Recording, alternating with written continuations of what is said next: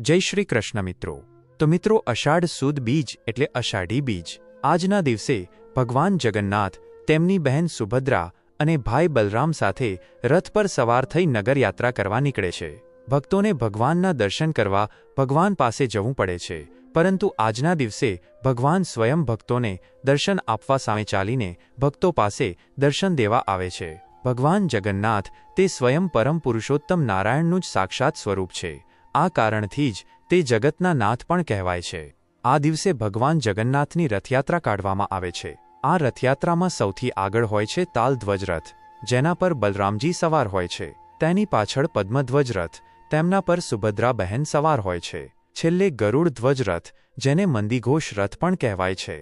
આ રથ પર સ્વયં ભગવાન જગન્નાથજી બિરાજમાન હોય છે। આમ ભાઈ બલરામ અને બહેન સુભદ્રા સાથે ભગવાન જગન્નાથ નગર યાત્રા કરવા નીકળે છે। તેમના ભક્તો હર્ષ ઉલ્લાસથી આ યાત્રામાં જોડાય છે અને ભગવાનનો રથ હાંકવાનો લાહવો લે છે। એવું કહેવાય છે કે જે વ્યક્તિ પૂરી શ્રદ્ધાથી ઉઘાડા પગે ભગવાનનો રથ હાંકે છે, તેમના જીવનનો રથ ભગવાન સ્વયં હાંકે છે। તેમના જીવનની દરેક મનોકામના પૂરી થાય છે। આમ અષાઢી બીજના દિવસે રથયાત્રાનો ઉત્સવ ધામધૂમથી દરેક શહેરમાં ઉજવાય છે। તો આ વિડીયોમાં જગન્નાથ ભગવાનની કથા સાંભળશું। તો મિત્રો, વિડીયો પસંદ આવે તો વિડીયોને લાઇક કરી, શેર કરી, કોમેન્ટમાં જય જગન્નાથજી લખી દેજો અને આ ચેનલ સબસ્ક્રાઇબ જરૂર કરજો। તો મિત્રો, ભગવાન જગન્નાથની કથા શરૂ કરીએ। બોલો જગતના નાથ ભગવાન જગન્નાથની જય। ભગવાન જગન્નાથની કથા। તો મિત્રો, સતયુગ સમયની આ વાત છે। એ સમયે ઇન્દ્રદ્યુમ્ન નામના રાજાનું રાજ્ય હતું। તે ભગવાન વિષ્ણુના ખૂબ જ મોટા ભક્ત હતા। તેમણે ભગવાન વિષ્ણુના દર્શનની ખૂબ ઈચ્છા હતી, પરંતુ ભગવાનના દર્શન તેમને થઈ શકતા ન હતા। રાજા સર્વ વાતે સુખી હતા, પરંતુ ભગવાન વિષ્ણુના દર્શન ન થઈ શકે એ વાતનું તેમને ઘણું દુઃખ હતું।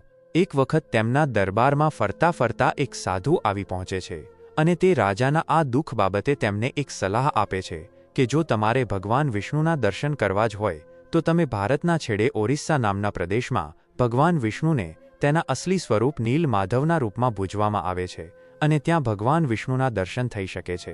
આવી વાત સાંભળી રાજા અત્યંત પ્રસન્ન થયા અને તરત જ તેમના બુદ્ધિશાળી મિત્ર એવા મુખ્ય સલાહકાર વિદ્યાપતિને કહ્યું કે તે પ્રદેશમાં જઈ નીલ માધવ વિશે તમે જાણકારી મેળવી આવો। આ હુકમ લઈ વિદ્યાપતિ તરત જ નીકળી પડે છે। લાંબા સમયની મુસાફરી બાદ ત્યાં જઈ વિદ્યાપતિને તે પ્રદેશના દર્શન થયા અને ત્યાં જઈ તેમણે એક કબીલાના સરદાર વિશ્વવાસુને આ વાત વિશે પૂછ્યું। તે સરદાર વિશ્વવાસુ આ ભગવાન નીલમાધવની ગુપ્ત ગુફાની પહેરેદારી કરતા હતા, એટલે તેમને તરત જ વિદ્યાપતિને ભગવાનના દર્શન માટે મનાઈ કરી દીધી। એટલે વિદ્યાપતિ નારાજ થઈ ગયા અને તે ગામમાં જ રહેવા લાગ્યા। ત્યાં રહેતા રહેતા થોડા સમય બાદ તેમને એ સરદાર વિશ્વાસુની પુત્રી સાથે પ્રેમ થઈ ગયો। ત્યારબાદ વિદ્યાપતિ અને વિશ્વવાસુની પુત્રીના લગ્ન કરી દેવામાં આવ્યા। લગ્નના થોડા દિવસો બાદ વિદ્યાપતિએ તેની પત્નીને કહ્યું કે પિતાજીને કહે કે મને એકવાર ભગવાન નીલમાધવના દર્શન કરાવે। આમ તે પુત્રીએ પિતા આગળ જીદ કરી એટલે વિશ્વાસુ વિદ્યાપતિને ભગવાનના દર્શન કરાવવા રાજી થઈ ગયા, પણ શરત રાખી કે તેમને આંખ ઉપર પટ્ટી બાંધીને તે ગુપ્ત ગુફામાં દર્શન કરવા લઈ જશે। વિદ્યાપતિએ શરત માન્ય રાખી અને તે આંખે પટ્ટી બાંધી દર્શન માટે નીકળ્યા, પણ વિદ્યાપતિએ ત્યારે થોડી ચાલાકી કરી। જ્યાં જ્યાં તે જતા ત્યાં તે થોડા થોડા નિશાની રૂપે કોઈક આગળ દાણા વેરતા જતા, જેથી તે રસ્તો યાદ રહી શકે। ત્યાં ગુફામાં પહોંચી વિદ્યાપતિએ તે ભગવાન નીલમાધવનું વિશાળ તેજમય રૂપ જોયું। તે તો ધન્ય થઈ ગયા અને ચોગી ગયા। ત્યારબાદ તે થોડા દિવસો બાદ પોતાના રાજા ઇન્દ્રદ્યુમ્ન પાસે જવા નીકળી ગયા અને રાજા પાસે જઈ બધી વાત કરી। આ વાત સાંભળી રાજા ઇન્દ્રદ્યુમ્ન ખૂબ જ પ્રસન્ન થયા અને તરત જ ત્યાં જવા નીકળી પડ્યા। હવે તે રાજા અને વિદ્યાપતિ ત્યાં આવીને જેવા ગુપ્ત ગુફામાં દાખલ થયા અને ત્યાં જોયું કે ભગવાન નીલમાધવ ત્યાંથી અંતર્ધ્યાન થઈ ગયા હતા। આ જોઈ રાજા ઇન્દ્રદ્યુમ્ન ખૂબ જ દુઃખી થયા। હવે રાજા ઇન્દ્રદ્યુમ્ન ભગવાન વિષ્ણુના દર્શન ન થવાને લીધે ખૂબ જ દુઃખી થઈ ગયા હતા અને શું કરવું તે કંઈ પણ સમજાઈ ન રહ્યું હતું। તે હતાશામાં બેઠા હતા। ત્યાં જ તેમને કોઈ અદૃશ્ય અવાજ સંભળાયો કે તે પૂરી પ્રદેશમાં જાય અને ત્યાં નદીમાં તરી રહેલા લાકડાના મોટા ટુકડાને કિનારે લાવે અને તેમાંથી ભગવાન વિષ્ણુની સાચી પ્રતિમા બનશે। રાજાએ ખૂબ ખુશી સાથે આ આજ્ઞા મુજબ જ કર્યું અને ત્યાં નદીમાંથી મળેલ લાકડાનો મોટો ટુકડો લઈ પોતાના રાજ્યમાં આવ્યો અને મોટા મોટા શિલ્પકારોને આ ટુકડામાંથી ભગવાનની મૂર્તિ બનાવવા કહ્યું। પણ પ્રશ્ન એ ઊભો થયો કે કોઈ શિલ્પકારે ભગવાન વિષ્ણુને પ્રત્યક્ષ જોયા ન હતા તો મૂર્તિ તે કઈ રીતે બનાવી શકે? માટે કોઈ પણ તે મૂર્તિ બનાવવા તૈયાર ન થયો. રાજા ફરીથી નિરાશ થઈ ગયા. એક દિવસ રાજાના દરબારમાં એક વૃદ્ધ વ્યક્તિ આવ્યા અને તેમણે રાજાને કહ્યું કે હું ભગવાન વિષ્ણુની યોગ્ય મૂર્તિ તમારા માટે બનાવી આપીશ. આ વૃદ્ધ વ્યક્તિ એ બીજું કોઈ નહીં પણ દેવોના શિલ્પી સ્વયં ભગવાન વિશ્વકર્મા હતા.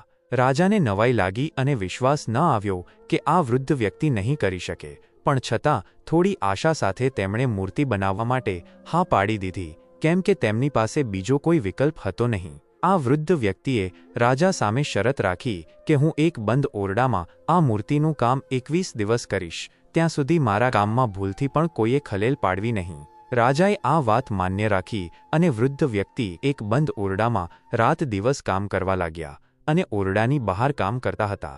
તેના અવાજ પણ આવી રહ્યા હતા. આ અવાજ સાંભળી રાજા, રાણી અને અન્ય લોકો ખુશ હતા. થોડા દિવસો બાદ આ ઓરડામાંથી અવાજ આવતા બંધ થઈ ગયા. ત્યારે રાણીને એમ લાગ્યું કે આ વૃદ્ધ વ્યક્તિને કશું થઈ ગયું હશે, કેમ કે તે વ્યક્તિ કશું પણ ખાધા પીધા વગર કામ કરતી હશે, એટલે તે મૃત્યુ તો નહીં પામ્યા હોય ને? આવી અજબ ગજબની શંકા સાથે રાણીએ રાજાને વાત કરી અને રાજાએ પણ આ વાત ધ્યાનમાં લઈ તે ઓરડાનો દરવાજો ખોલી નાખ્યો. તો તેમણે જોયું કે મૂર્તિઓ અધૂરી બની ગઈ હતી અને કામ શરૂ જ હતું. પણ દરવાજો ખોલવાથી ભગવાન વિશ્વકર્મા ત્યાંથી અંતર્ધ્યાન થઈ ગયા અને આ લાકડામાંથી બનતી મૂર્તિ હંમેશના માટે અધૂરી જ રહી ગઈ. રથયાત્રાનું મહત્વ. તો મિત્રો, આ હતી ભગવાન જગન્નાથની અધૂરી મૂર્તિની કથા. આ મૂર્તિ હાલમાં પુરીના મઢમાં મંદિરમાં બિરાજમાન છે અને ભગવાન શ્રીકૃષ્ણનું હૃદય આ મૂર્તિમાં અત્યારે પણ ધબકી રહ્યું છે. આથી જ જગન્નાથના દર્શન કર્યા વગર 4 ધામની યાત્રા અધૂરી માનવામાં આવે છે.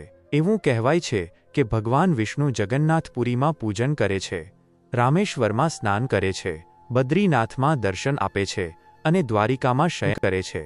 સ્કંદ પુરાણમાં કહ્યું છે કે ભગવાન જગન્નાથની રથયાત્રાના દર્શન માત્ર જે વ્યક્તિ આ કળિયુગમાં કરશે તે ભવના ફેરામાંથી છૂટી વૈકુંઠને પ્રાપ્ત કરશે. જે વ્યક્તિ પોતાના હાથેથી રથયાત્રાનું આ રથ ખેંચશે તેનું જીવન પ્રભુ સ્વયં પોતાના હાથમાં લેશે. આમ આવી પવિત્ર અષાઢી બીજનો દિવસ એટલે ભગવાન જગન્નાથના દર્શન કરી પાવન થવાનો દિવસ. આ દિવસે દરેક શહેર મંદિરમાં ભગવાનની રથયાત્રા કાઢવા આવે છે. લાલ, પીળા રંગ અને ફૂલોથી સજાવેલા કાષ્ઠના આ રથમાં ભગવાન બિરાજમાન થાય છે અને તેના ભક્તોને સામે ચાલીને દર્શન આપે છે. ફણગાવેલા મગ, જાંબુ, કેળા, ખીચડી, ગુવારફળી, કાકડી વગેરેનો પ્રસાદ વહેંચાય છે. એવું કહેવાય છે કે શ્રીકૃષ્ણ, બલરામજી અને સુભદ્રા આ 3 રથોના શિખરનું જેને દર્શન થાય છે તે ખૂબ મોટું પુણ્ય અને મોક્ષને મેળવવાનો અધિકારી બને છે. રથયાત્રાના માત્ર શિખર દર્શન કરવાથી જ વ્યક્તિ જન્મ મરણના બંધનમાંથી મુક્ત થઈ જાય છે. તો મિત્રો, આજના વિડીયોમાં ભગવાન જગન્નાથની કથા અને રથયાત્રાનો મહિમા સાંભળ્યો. તો મિત્રો, આજની આ કથા તમને કેવી લાગી અવશ્ય કોમેન્ટ કરી જણાવજો અને વિડીયો પસંદ આવી હોય તો લાઇક કરી, શેર કરી અને અમારી ચેનલ અક્ષર જ્ઞાન ટિપ્સને સબસ્ક્રાઇબ કરી દેજો. જય શ્રી કૃષ્ણ.